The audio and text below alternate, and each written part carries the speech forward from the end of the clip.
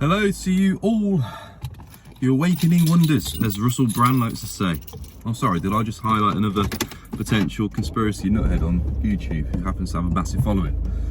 So, if you've got a big following, and more people are watching what you're talking about, it basically means that more and more people are searching on Google to make sense of the crazy. And what I mean by that, if you're talking about a lot of crazy subjects and people are Googling and searching for those crazy subjects and you come up, well, here I am, everyone. If you're new to my channel, make sure to check out some of my previous videos. For years, I've been Mr. Fitness, talking openly about issues in society.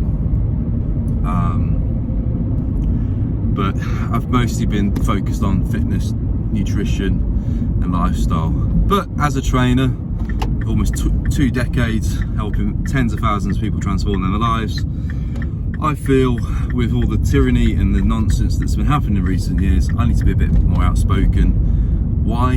Because it's going to get worse before it gets better.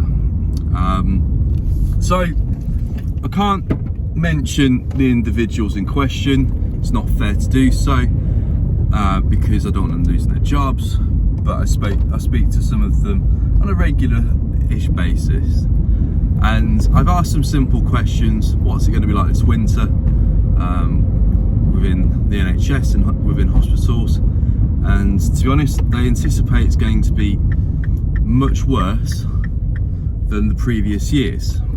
It sounds a bit odd really, because we were apparently in the midst of a global pandemic then, but when I asked why, oh, it's simple: the backlog. So we've had all these lockdowns. We've had a major issue with people being put to the back of a queue because of the C word, because of what happened in 2019, late 2019 to 2021. So most people think it all kicked off in early 2020, but actually, if you looked at the narrative, if you read through the lines, if you saw that certain people were investing into certain pharmaceutical companies, if you look at the share positions of a lot of these companies, you could tell that some people had a bit more privy knowledge to what was going on. Not going to say any more there, but yeah, this winter it's going to kill a lot of old people. It's going to be a cruel one. Why is that?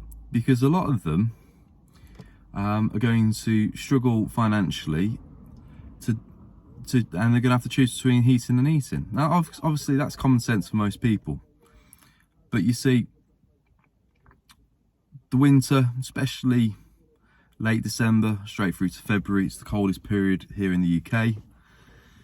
And a lot of elderly people, when they're at home, they look at the news, they listen to the TV, they believe everything they're told, because the good old media, it's all about truth and transparency, isn't it?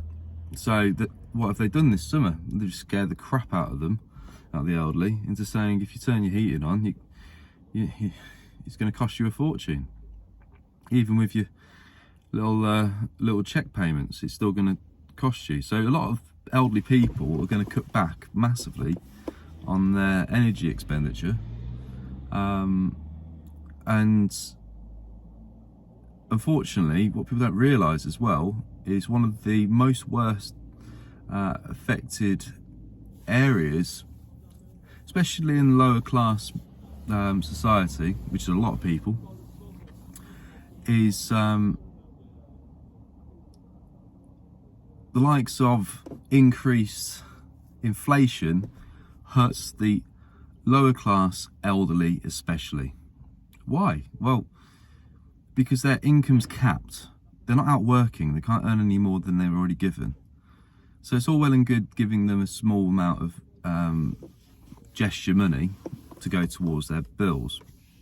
But if their food bills have gone up by double in some cases, they have to make cuts there. If their energy bills have gone up massively, they have to make cutbacks there. And a lot of elderly people, I find the poorer they are, unfortunately, the more generous they are with their money. So unfortunately, Great Aunt Susie or little Nanny Smith would rather starve herself or turn her heating off than give little Jimmy a Christmas present. So some people might think, well, Gav, you've been a bit too extreme here, mate.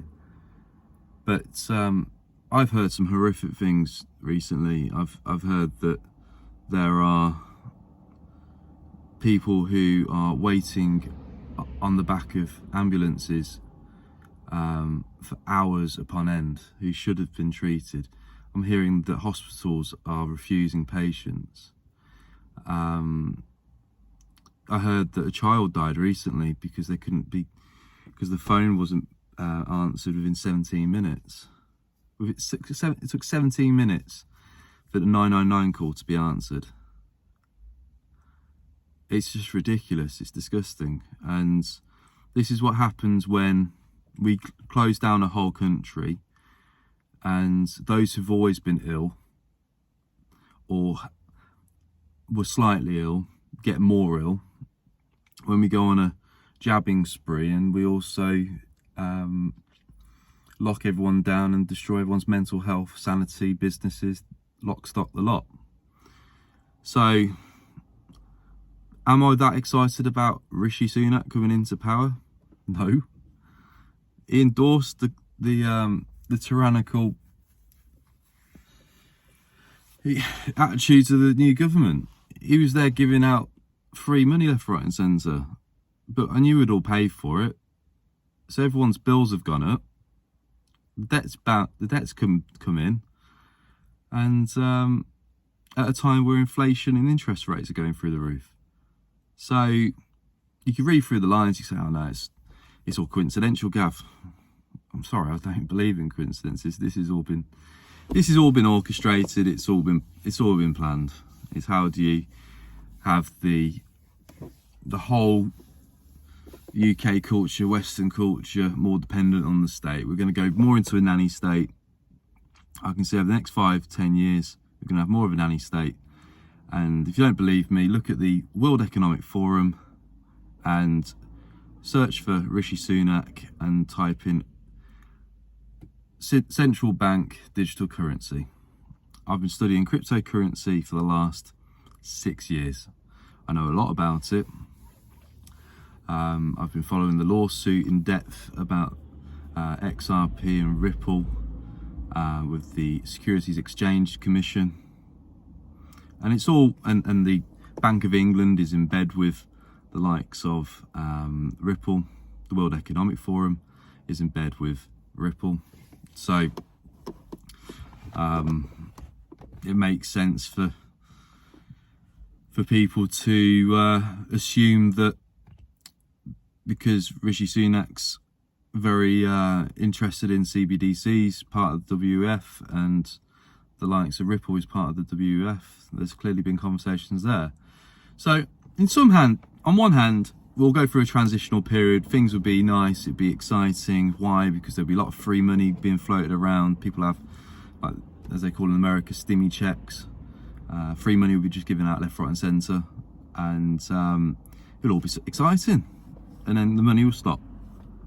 And then we'll live in a cashless society. And just like recently with a few major celebs, like Kanye West, like Andrew Tate, if they do not, when I say they, if the governments of the world do not like your narrative, if you do not align your thought processes with theirs, if you step out of line, if you say something in the past, if you are late filing your taxes, if you have a disagreement with your local council, whatever, they could potentially switch off your banking, take the money out they want when they want, and if you're due credit, they could stop it, they could halt it, and what if the internet goes down? So there we are. There's some various theories there. Some people might say, well, that's a bit extreme, Gav. You can't go around accusing people of all this tyranny and craziness. Well, I hate to break it to you. Where have you been for the last few years? Have we ever had lockdowns in the last 100 years since the Spanish flu. Did we get the Spanish flu? No. Were the statistics like they are now, like the Spanish flu? No. Do we have a lot of people dying? Yes. Are we getting a lot of excess deaths in Europe and now it's being talked about, but it's not on the mainstream media? Yes. There's a lot of confusion, a lot of noise, and unfortunately I'm too awake to know that something fishy's going on. And it's not last night's dinner, it's the current affairs. So like I say, search Rishi Sunak, central bank digital currency, World Economic Forum. Make your own views, make your own opinions. I'm just here as the new poster boy of the crazies. But I don't believe in conspiracies. I believe in facts and figures, and when they're right in front of me, and anyone can Google this information, it's there for you to view for yourself. Anyway, thanks for watching. Hit the subscribe button, give the video a thumbs up if you could kindly, and I will see you in the next one. Thanks for watching, and on the final note, the best thing anyone can do, especially here in the UK this winter, is take better care of themselves. I am going to be writing a book called Self-Responsibility. It's not a plug, it's just, I'm just saying that it's really, really important to take better care of yourself, especially if you are predisposed to illness and you don't look after yourself. Why? Because if you get ill this winter and they haven't got the resources, I'm not going to say more. I'm not going to say any more. But yeah, you don't want to be in a queue after critical accident or illness, and it could have been prevented just by looking after yourselves a bit better. So there I am. Right guys, thanks for watching. Have a great day, and perhaps give me a follow on Instagram at Gavin Townsend Fitness. So I'm doing loads of hints and tips on there, free advice. I've always tried to help people, but I find that my subscriptions are going up more and more because I'm talking more honestly and openly about the chaos. Thanks for watching. Have a great day. Hit the subscribe button.